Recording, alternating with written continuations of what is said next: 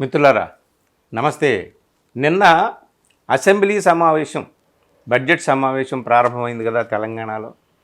దానికి చాలా కాలం తర్వాత ప్రతిపక్ష నాయకుడు, బీఆర్ఎస్ అధినేత, మాజీ ముఖ్యమంత్రి కేసీఆర్ గారు అసెంబ్లీకి వచ్చారు. చాలా చాలా రోజుల తర్వాత గవర్నర్ ప్రసంగం తర్వాత వెళ్ళిపోయాడు. ఆయన తర్వాత మళ్ళీ తన పార్టీ నాయకులతో ఆయన మాట్లాడుకున్నాడు ఛాంబర్లో. మళ్ళీ బహుశా బడ్జెట్ ప్రవేశపెట్టినప్పుడు ఆయన వస్తాడని చెప్పేసి అంటున్నారు. అంటే 19వ తేదీన తెలంగాణ ప్రభుత్వం బడ్జెట్ ప్రవేశపెడుతుంది అసెంబ్లీ అని చెప్పేసి మనకిప్పుడు వార్త.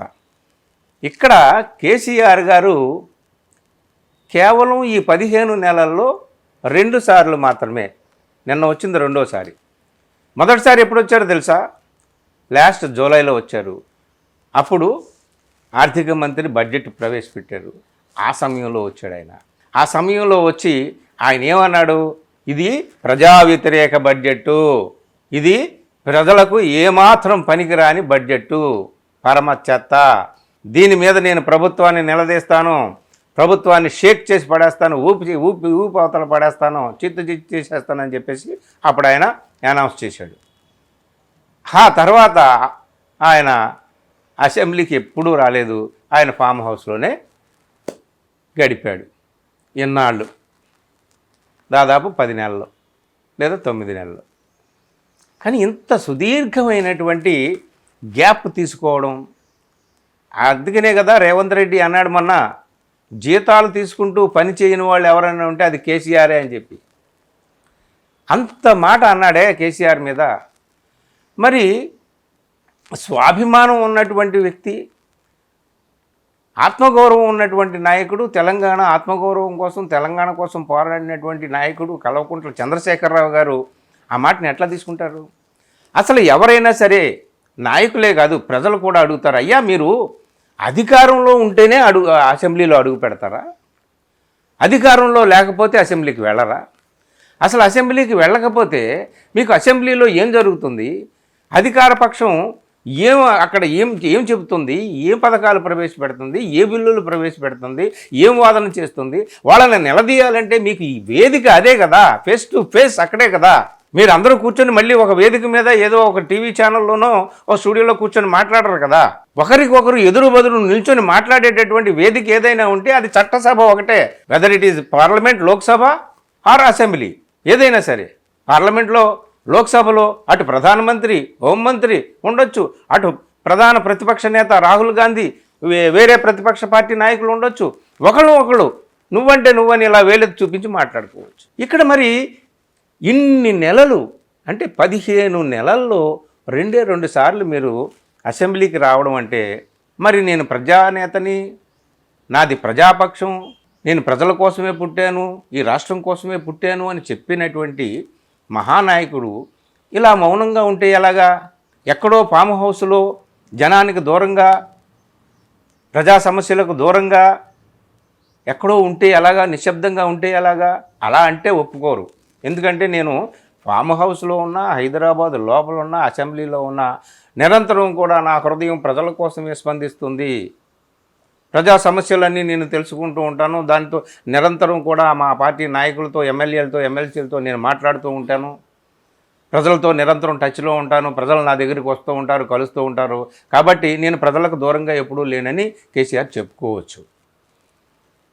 కానీ అది వాదనకు నిలబడదు. ఇప్పుడు ఉదాహరణకి ఆంధ్రప్రదేశ్లో జగన్మోహన్ రెడ్డికి 10 మంది ఎమ్మెల్యేలే ఉన్నారు.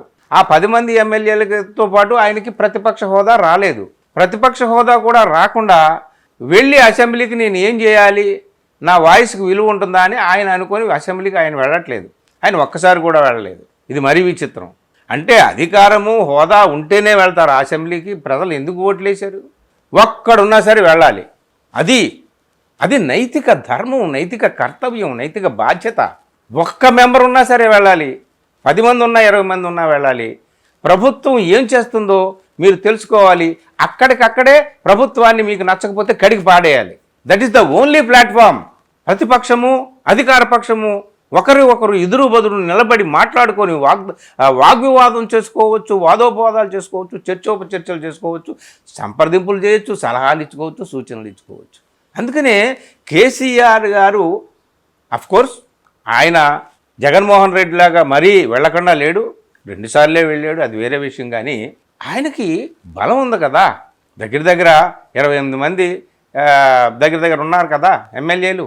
మరి ఆయన వెళ్ళగానే అటు బీజేపీ నాయకులు, ఇటు అధికార పక్షంలో ఉన్నటువంటి తుమ్మల నాగేశ్వరరావు, మంత్రి తుమ్మల నాగేశ్వరరావు లాంటి వాడు కూడా వెళ్ళి ఆయనకు షేక్ హ్యాండ్ ఇచ్చారు. సాదరంగా ఆయన అందరూ కూడా ఆహ్వానించారు. గౌరవప్రదమైనటువంటి ఆహ్వానం కేసీఆర్కి లభించింది. ఇది జగన్మోహన్ రెడ్డికి అక్కడ లభిస్తుందా, ఆంధ్రప్రదేశ్లో లేదా అనేది పాపం ఆయనకి ఆ అనుమానంతో వెళ్ళలేదేమో. కానీ వెళ్ళడం అనేది నైతిక ధర్మం అండి, వెళ్ళాలి. ఎక్కడైనా సరే ఇక కేసీఆర్ గారు లాస్ట్ బడ్జెట్లో నేను ప్రభుత్వాన్ని అది చేస్తాను, ఇది చేస్తాను, దుమ్ము దులిపేస్తాను, అది ఇది అన్నారు, ఏమి చేయలేదు, ఫామ్ హౌస్కి వెళ్ళారు. కానీ ఇప్పుడైనా సరే, ఇక నుంచి అయినా సరే ప్రజా సమస్యల మీద పోరాడాలంటే అసెంబ్లీ వేదికగానే ఆ పోరాటం చేయాలి. అసెంబ్లీలో ఆయన ఆసీనులు కావాలి.